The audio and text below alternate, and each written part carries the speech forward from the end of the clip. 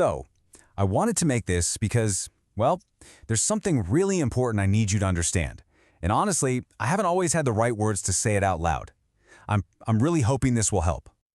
I know for a long time it might have looked like I'm being lazy, or, defiant, or just that I'm not trying hard enough. But the truth is, my brain is physically wired differently than yours. And this isn't me asking for an excuse, not at all. This is an invitation for you to see the actual science of what's going on inside my head. So, let's start with this first idea. It all comes down to a chemical in the brain called dopamine. The easiest way to think about it, it's like the brain's fuel for just getting started on things. Okay, so in your brain, dopamine is kind of like a steady flow of fuel. It's the little chemical switch that flips and says, hey, this task is important, let's go. You've got a full tank, so you can just, do the thing. But my brain has what you could call a leaky fuel tank. I just don't have enough of that startup fuel, especially when it comes to boring but, necessary stuff like chores or homework. And please hear me on this. It's not that I don't want to do those things. I really, really do. It's just that my brain's ignition switch is, well, it's literally broken sometimes. So when you see me just sitting there, not moving, I'm not being lazy, I promise. I'm just stuck. It's a real thing called ADHD paralysis. I'm just waiting for my brain to finally get the signal to go. I am pushing the pedal. I swear I am pushing it as hard as I possibly can. But there's no gas in the engine to get me started. It's this completely invisible struggle that's happening inside my head long before you ever see me do anything. Okay, let's move on to the next piece of the puzzle because this all kind of builds on each other. We're going to talk about a part of the brain called the prefrontal cortex. You can just think of it as the CEO of the brain. Yeah, it's the part in charge of all the big picture stuff. Now, here's something that might sound kind of crazy, but it's based on actual research. Studies show that in a brain like mine, that CEO part, the bit responsible for self-control, it matures about 3 years later than in a typical brain. So, what does that mean? It means that even if I'm, say, 15 years old, my self-control center might only be working at the level of a 12-year-old. And think about what a CEO is supposed to do, right?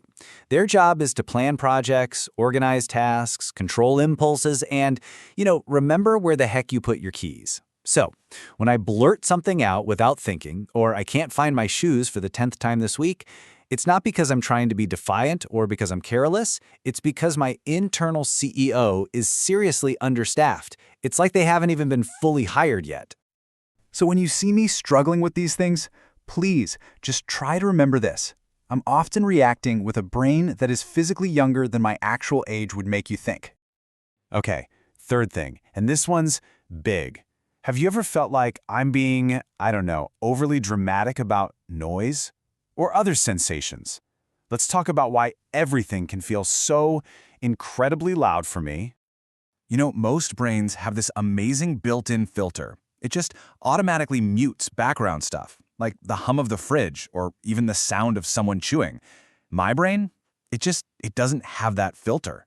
So for me, every single sound, every bright light, every touch, it all comes in at full blast. It's like everything is at volume 10 all the time. And that's a real thing. It's called audio intolerance.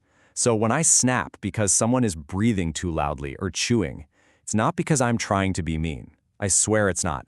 It's because my nervous system is just completely overwhelmed. It's going into a full-on fight or flight panic mode. It's a physical feeling of being overwhelmed.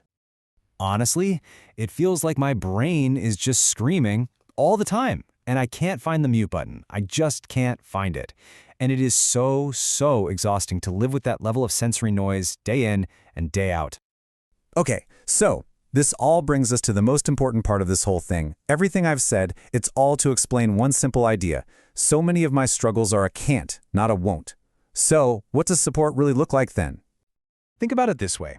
If I had a broken leg, you wouldn't call me lazy for not being able to run, right? Of course not. You'd get me crutches. Well, you can think of my ADHD as a kind of broken leg, but in my brain's executive system.